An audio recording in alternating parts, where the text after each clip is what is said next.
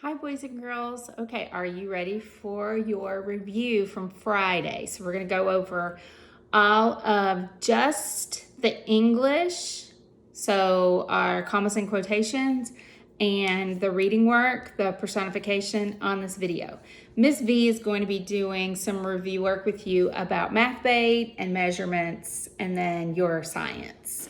So before we get started, let me throw out our riddle, and then over our Zoom meeting, you can tell me what you think the answer is. Okay, this is the question. How many letters are in the English alphabet? How many letters are in the English alphabet? Okay. All right, so first thing we're going to go over were our quotation marks and commas.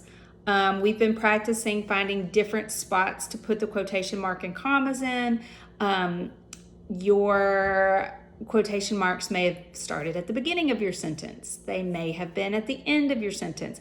They may have even been split up to where part of what you said was at the beginning, then they identify the speaker, and then the rest of what you say after. So today's were pretty cut and dry. It was all about what the speaker was saying came first. So quotation marks came first, then after what the speaker says, you get a comma, then they tell you who is speaking. So let's shift gears here and turn around so that you can see exactly what you were supposed to do. So the first one says, "I want to say something," shouted John. Okay, so I want to say something needs to have a quotation mark around it.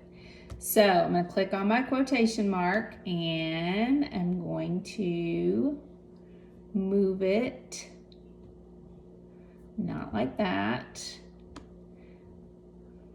Put it over here at the beginning, and then I'm gonna have to make it go up, up, up, up, and then down, down, down. These things are definitely tricky. All right, and then move it up a little bit. Click on it again, move it up. Okay, so right there, I want to say something. And then your ending quotation marks go there because that's what the person said. Okay, so then we would stick this up there. Okay, just like that. And then you need a comma after that. And then shouted John. So I need to come down here and pick up a comma and move it right there. And that is what all of your sentences should have looked like. Your quotation marks should have gone around this part because this is what people are saying. Then you got a comma, then they identify the speaker, shouted John.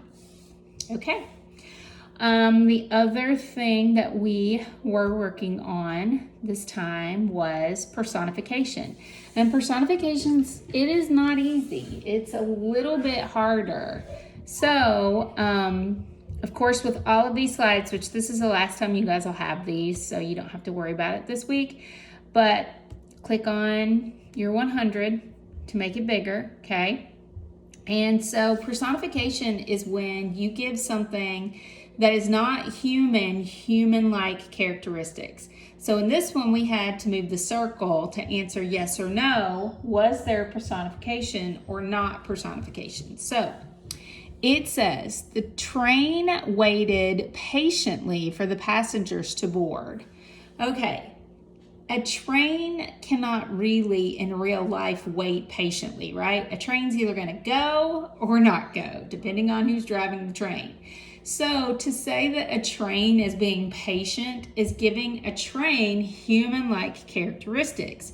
So that is personification. So we would click on the circle, and then you would move your circle over to yes. Whoops. You guys do such a better job at moving these things than I do. Yes, there we go. Okay, so, all right, so then the next one says, Maria gathered the beautiful flowers in the morning light. Okay, so that one is not personification. That one is just Maria did this. She literally picked up beautiful flowers in the morning light. So that one would be a no. It is not personification on that one. It's just very literal. That's what happened. Okay. So we would put that there for no. All right, then down at the bottom, it says fill in the blank by selecting the correct words that personify the sentence. So we need to find a word that will give something in our sentence a human-like quality that is not human. So the hot sun was shining down at us, or the hot sun was glaring down at us. So the sun can really shine, but can a sun glare? You have to have eyes to glare at someone. So that is the sentence that we want to use to make it personification.